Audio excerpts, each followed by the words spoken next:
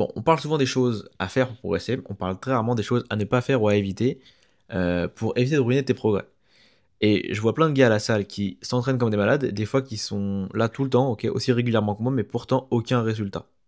Si c'est ton cas, il y a sûrement une des 6 choses que je vais te présenter aujourd'hui que tu fais sûrement et qui impacte sérieusement tes progrès.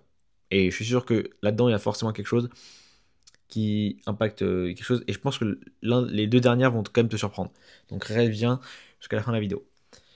Bon, on commence directement avec la première. Je pense que c'est la chose qui peut le plus ruiner tes progrès, c'est de zapper les protéines.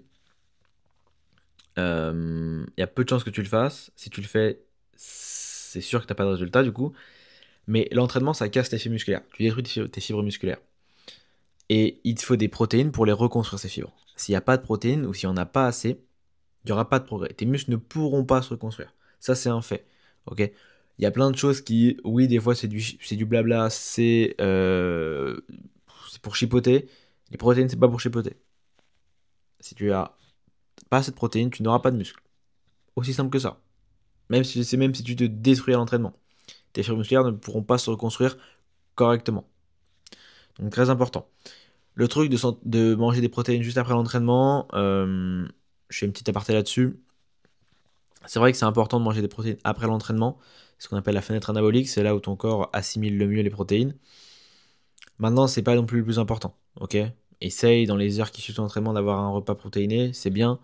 Maintenant, si vraiment ton emploi du temps ne te le permet pas, bon bah ça sert à rien. C'est pas la chose non plus qui va tout changer. La deuxième chose, c'est de rester assis toute la journée. Je sais plus sur quelle étude j'avais vu ça, mais je crois que plus on avance et plus on a un mode de vie qui est sédentaire. En fait, on est beaucoup plus souvent derrière un bureau, à cause des écrans, on est souvent assis à scroller, tout ça. Et donc, ce qui fait que notre corps bouge beaucoup moins. Donc, si tu as déjà un métier qui fait que tu es souvent assis, donc tu es derrière un bureau, ou tu es souvent derrière un volant, enfin, tu es souvent assis, il faut que tu trouves des moments de la journée où tu vas pouvoir quand même marcher, t'étirer. Parce que si vraiment tu ne bouges pas à part pendant ton entraînement, ça peut vraiment bloquer ta récupération. C'est important que ton corps quand même continue de fonctionner à allure tranquille. Ok, le but c'est pas de le surcharger toute la journée, mais même quand tu n'es pas en entraînement, des fois, une petite marche de 5 minutes par-ci par-là, c'est toujours important et ça aide toujours à la récup. Donc très important. La troisième chose, ça je le vois encore aujourd'hui, alors que ça ne devrait même plus exister, c'est vraiment le truc de se dire, ok, je me suis entraîné, je me suis défoncé, donc je mérite un burger, un resto, ceci, cela. Non, tu ne mérites pas parce que tu t'es entraîné. Si tu as envie, en vrai, vas-y, essaie juste de le faire rentrer dans ta diète, que ça ruine pas tout. Mais c'est pas parce que tu as fait une séance que tu mérites ça. Parce que en fait, tu viens juste de ruiner ta séance. Tu viens juste de ruiner des fois plusieurs entraînements. Ok, si à chaque fois que tu t'entraînes, tu compenses par quelque chose de mauvais ou que tu réfléchis comme ça, même si c'est pas systématique, le fait de réfléchir comme ça t'empêche de progresser. Parce qu'en fait, tu ne peux pas t'améliorer vu que dès que tu t'entraînes, dès que tu fais un petit effort, tu le ruines derrière par la suite. Donc, tu ne mérites pas parce que tu t'entraînes. La seule chose que tu mérites, c'est peut-être tes résultats. Et pour ça, du coup, il faut que tu t'entraînes et il faut pas que tu gâches tout derrière. Donc non, un entraînement ne signifie pas que tu mérites un resto. Si tu veux un resto, fais-le, mais c'est pas parce que tu t'entraînes que tu le mérites. Ok. Et juste en vrai, petit truc, les aliments transformés, il n'y a pas que truc de calories, ok. Les aliments transformés restent mauvais pour ta santé, même mauvais pour ton physique, en dehors des calories. Donc c'est pas non plus quelque chose que tu dois privilégier. Enfin, c'est pas quelque chose que tu dois vraiment mettre régulièrement. Voilà.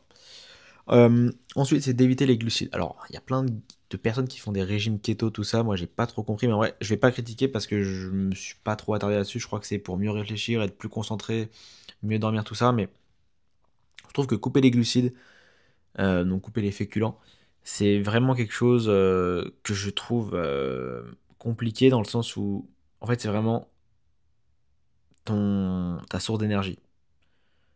C'est ce qui permet vraiment d'avoir l'énergie d'aller t'entraîner et tout ça. Et donc, si tu les coupes, c'est compliqué. Et assez important, je disais, et c'est important surtout après l'entraînement d'avoir dans ton repas, comme on l'a dit tout à l'heure avec tes protéines, aussi des glucides pour justement recharger tes stocks de glycogène, recharger ton énergie pour que tu puisses repartir parce qu'à l'entraînement tu as tout cramé. Et donc il te faut de l'énergie pour permettre à ton corps de continuer la journée, continuer la soirée ou même récupérer. Donc très important, si tu es vraiment dans une optique de performance musculation, je te conseille vraiment pas de couper les glucides. Si maintenant bah, t'es pas dans le sport ou t'es pas trop dans la performance, bon, en vrai, je pense pas que tu serais trop sur cette vidéo, mais si tu connais quelqu'un qui coupe les glucides, c'est peut-être pas, il fait peut-être pas quelque chose de mauvais, mais c'est peut-être qu'il n'a pas des objectifs sportifs. Parce que si tu as vraiment des objectifs sportifs, et surtout des gros, il te faut de l'énergie, il te faut des glucides. Ça, c'est vraiment important. Ensuite, la cinquième, c'est scroller sur TikTok, sur Insta, même en vrai, je dis scroller, mais chatter, enfin, rester jusqu'à pas d'heure sur ton téléphone. Alors ouais, ça fait très développement perso, mais ça rend très important le sommeil. L'entraînement, ça te détruit. La nutrition, c'est très important. On voit ça tout, on voit ça partout. Mais on parle très peu du sommeil. Et c'est pendant le sommeil que ton corps se reconstruit. Tes fibres se reconstruisent, que tes hormones se... Comment dire? C'est là en fait que tout se remet en ordre, que tout se reconstruit. Si jamais tu dors mal, tu peux dire adieu à tes hormones. Enfin, tes hormones, ça va être le bordel. Et les hormones très importants, notamment la testostérone pour construire du muscle. Euh, mais aussi ta récupération musculaire, ta récupération nerveuse. Enfin, il faut que tu dormes. Et si tu restes toute la soirée sur Insta, sur TikTok, enfin, à ne pas dormir, et ben en fait, tu gages des heures de sommeil.